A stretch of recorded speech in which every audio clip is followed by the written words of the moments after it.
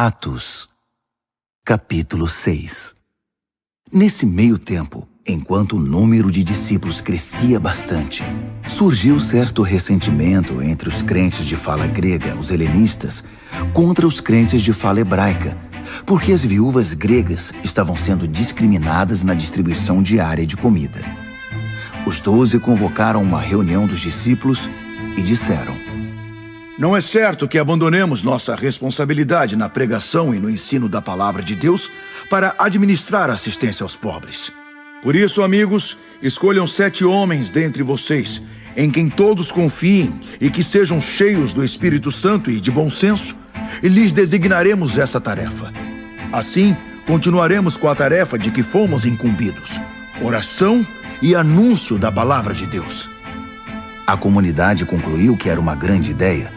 Então escolheram Estevão, homem cheio de fé e do Espírito Santo, Filipe, Prócoro, Nicanor, Timão, Pármenas Nicolau, convertido ao judaísmo de Antioquia. Feita a escolha, a comunidade apresentou-os aos apóstolos, que, orando, impuseram as mãos sobre eles e os comissionaram para aquela tarefa. A palavra de Deus prosperava. O número dos discípulos em Jerusalém crescia dramaticamente. Além disso, um grande número de sacerdotes passou a seguir a fé.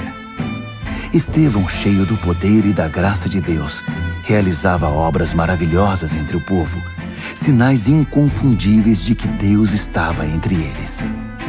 Mas alguns homens das sinagogas, cujos membros eram escravos libertos, sirineus, alexandrinos e gente da Cilícia e da Ásia, passaram a atacá-lo, a fim de impedir seu trabalho.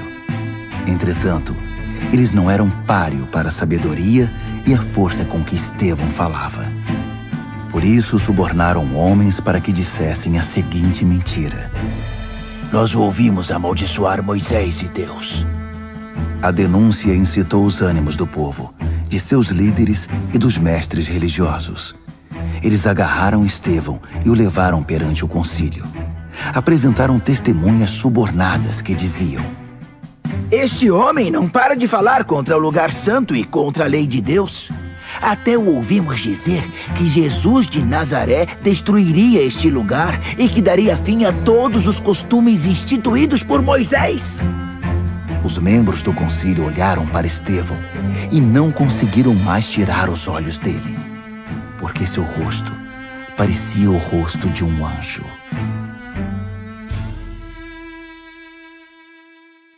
Atos, capítulo 7. Então o sacerdote principal perguntou: O que você tem a dizer sobre isso? Estevão respondeu: Amigos, pais e irmãos, o Deus da glória apareceu ao nosso pai Abraão quando ele ainda vivia na Mesopotâmia, antes de se mudar para Harã, e ordenou: Deixe sua terra e sua família e vá para a terra que vou mostrar a você. Ele deixou a terra dos caldeus e foi para Harã.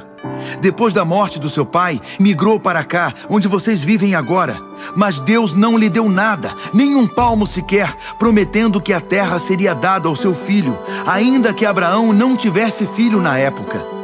Deus revelou que sua descendência se mudaria para uma terra estranha e ali seriam duramente escravizados por 400 anos, mas prometeu: Vou tomar providências contra os seus dominadores e trazer meu povo para cá, para que me adorem aqui.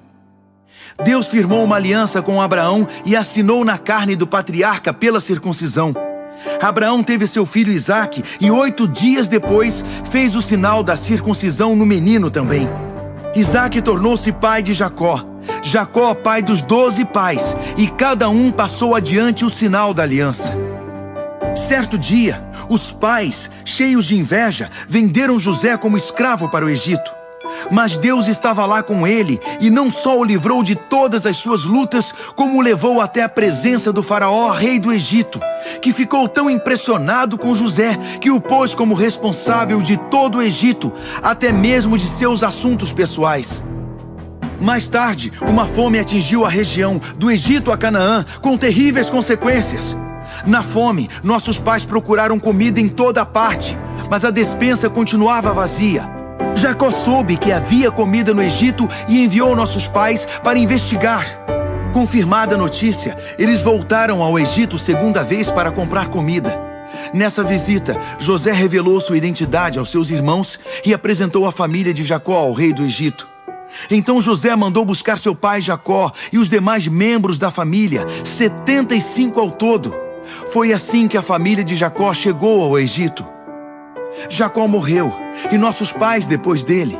Eles foram levados a Siquém e sepultados num túmulo que Abraão havia comprado dos filhos de Amor por um bom dinheiro.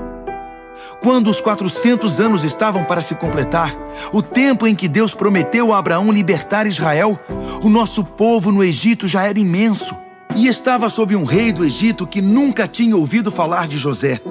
Ele explorou o nosso povo sem piedade, a ponto de nos forçar a abandonar os recém-nascidos, condenando-os a uma morte cruel. Foi nessa época que Moisés nasceu. E que bebê bonito! Ficou escondido em casa por 3 meses.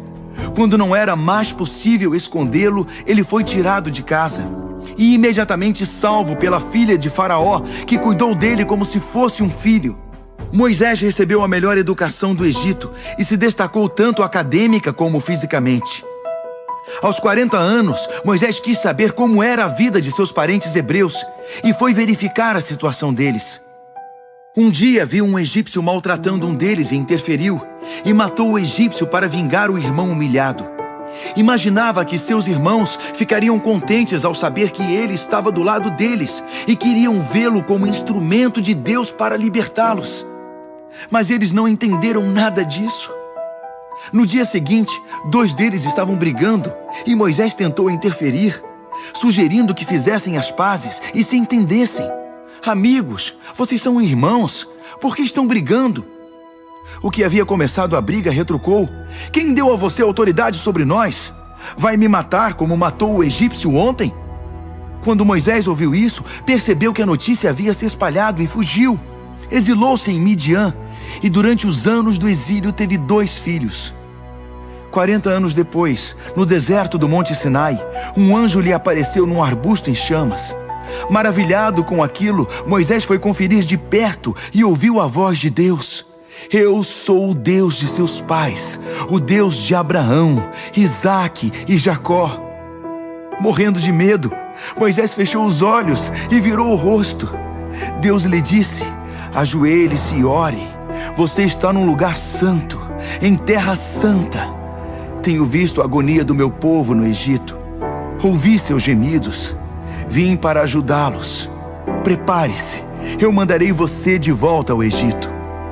E esse era o mesmo Moisés que antes haviam rejeitado, dizendo: quem deu a você autoridade sobre nós? É aquele Moisés que Deus, usando o anjo no arbusto, enviou de volta como líder e libertador.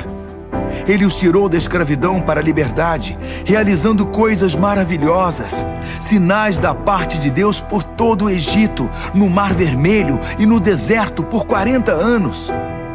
E foi isso que Moisés disse à comunidade: Deus levantará um profeta como eu entre vocês. Esse é o Moisés que ficou entre o anjo que falava no Sinai e os seus antepassados, reunidos no deserto, que recebeu as palavras de vida que lhe foram entregues e as comunicou a nós, palavras que nossos pais rejeitaram. Eles tinham saudade dos costumes egípcios e reclamaram com Arão: faça para nós deuses a quem possamos ver e seguir. Esse Moisés que nos trouxe para este fim de mundo, nem sabemos o que lhe aconteceu. Foi nessa ocasião que fizeram um ídolo em forma de bezerro, ofereceram-lhe sacrifícios e festejaram um ídolo que confeccionaram. Deus não estava satisfeito, mas os deixou agir conforme desejassem, adorar cada novo Deus que aparecia e viver com as consequências descritas pelo profeta Amós. Vocês me trouxeram oferendas de animais e grãos durante 40 anos no deserto, ó Israel? Que nada! Estavam ocupados demais, construindo santuários para os deuses da guerra e as deusas do sexo, adorando-os de todo o coração e com toda a força. Foi por isso que eu os mandei para o exílio na Babilônia. Durante todo esse tempo, nossos antepassados tiveram um santuário em forma de tenda para o verdadeiro culto, feito conforme as especificações que Deus dera a Moisés. Esse santuário os acompanhava enquanto seguiam Josué, quando Deus eliminou os pagãos da terra. Eles ainda o tinham no tempo de Davi. Foi então que Davi pediu a Deus para construir um lugar permanente de adoração, mas foi Salomão que o construiu. Mas isso não quer dizer que o Deus Altíssimo viva num edifício feito por homens. O profeta Isaías expressa com muita clareza essa questão. O céu é a minha sala do trono. Eu descanso meus pés na terra. Então, que tipo de casa vocês pensam construir para mim? Deus pergunta. Onde eu possa descansar e sossegar? Ela já está pronta e eu a construí. A verdade é que vocês continuam teimosos, com o coração insensível e com os ouvidos fechados. Vocês deliberadamente ignoram o Espírito Santo, como fizeram seus antepassados. Houve pelo menos um profeta que não tenha recebido o mesmo tratamento?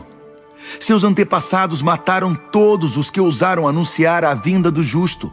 E vocês mantêm a tradição da família. São traidores e assassinos, todos vocês. Receberam a lei de Deus que foi entregue por anjos como um presente, mas vocês a desprezaram. Mal ele acabou de falar, o povo deu vazão à fúria, com vaias, assobios e ofensas. Mas Estevão, cheio do Espírito Santo, nem prestou atenção. Tinha olhos apenas para Deus, porque o estava vendo em toda a sua glória, com Jesus ao lado. Ele exclamou: "Oh! Vejo os céus abertos e o Filho do Homem ao lado de Deus." Gritando e vaiando, a multidão arremeteu contra ele como um estouro de boiada. Arrastaram-no para fora da cidade e o apedrejaram. Os líderes pediram a um jovem chamado Saulo que tomasse conta das roupas dele. Enquanto as pedras caíam como chuva, Estevão orava: "Senhor Jesus, recebe meu espírito." Em seguida, ajoelhou-se e orou alto o bastante para que todos ouvissem: "Senhor, não os culpe por causa deste pecado." Foram suas últimas palavras. E depois, ele morreu. E Saulo estava ali, comemorando com os assassinos.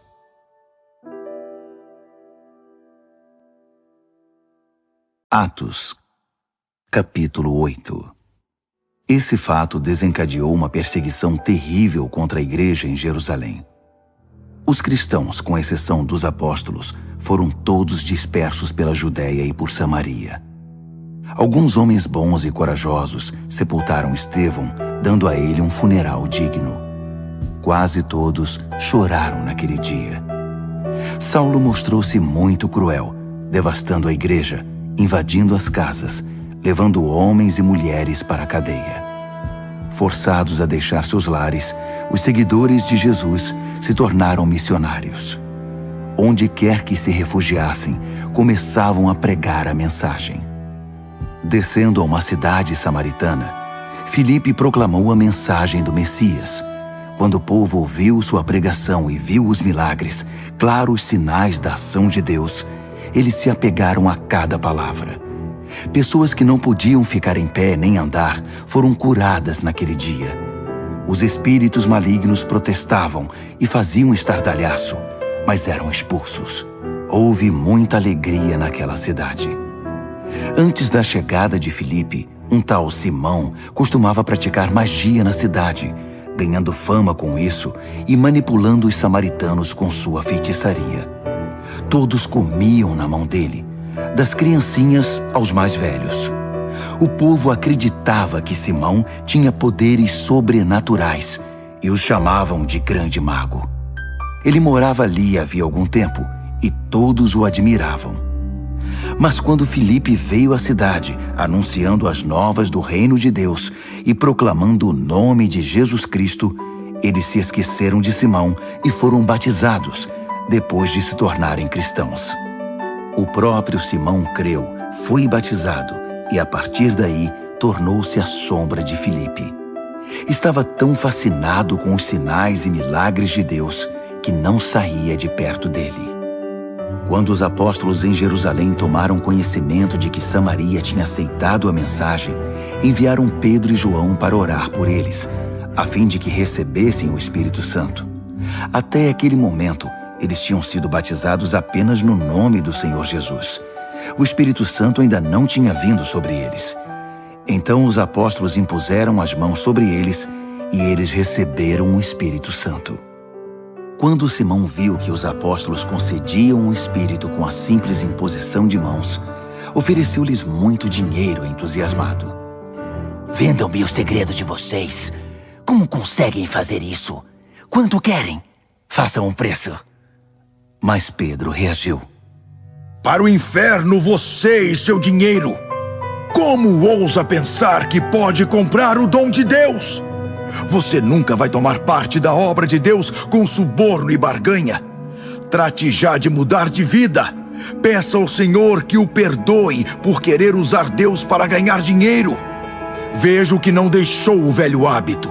Sua ganância está acabando com você. Oh! Exclamou Simão. Orem por mim. Orem ao Senhor para que nada disso aconteça comigo. Depois disso, os apóstolos prosseguiram seu caminho, continuando a testemunhar e a espalhar a mensagem da salvação de Deus, pregando nas cidades samaritanas que encontravam no caminho de volta para Jerusalém. Certo dia, um anjo de Deus disse a Filipe: ao meio-dia de hoje, quero que vá àquela estrada deserta que liga Jerusalém a Gaza. Ele foi e deparou com um eunuco etíope que vinha pela estrada. O homem voltava para a Etiópia depois de uma peregrinação a Jerusalém. Ele era ministro naquele país, responsável pelas finanças de Candace, rainha dos etíopes. Ele viajava numa carruagem e lia o profeta Isaías. O Espírito disse a Filipe: suba na carruagem. Correndo ao lado do veículo, Filipe ouviu o eunuco ler o profeta Isaías e perguntou: você entende o que está lendo? Ele respondeu: como, se não tenho quem me explique? E convidou Filipe para que subisse na carruagem. A passagem que ele estava lendo era esta: como uma ovelha levada ao matadouro, silencioso como um cordeiro na tosquia, ele estava quieto sem dizer nada. Foi ridicularizado e humilhado, não teve um julgamento justo. Mas agora, quem pode contar seus parentes, uma vez que ele foi tirado da terra? O eunuco perguntou: diga-me, a quem o profeta se refere? A ele mesmo ou a outro? Filipe não perdeu a oportunidade. Partindo daquela passagem, deu testemunho de Jesus. Em certo ponto da estrada, aproximaram-se de um lugar com águas correntes. O eunuco disse: olhe, aqui há água. O que me impede de ser batizado? Assim ele ordenou ao condutor da carruagem que parasse. Ambos desceram e Filipe o batizou ali mesmo. Quando saíram da água, o Espírito de Deus de repente levou Filipe. Foi a última vez que o eunuco o viu. Feliz da vida, o eunuco continuou sua jornada, pois agora possuía o que tanto havia buscado. Filipe apareceu em Azoto e depois rumou para o norte, pregando a mensagem em todas as cidades pelo caminho até chegar a Cesareia.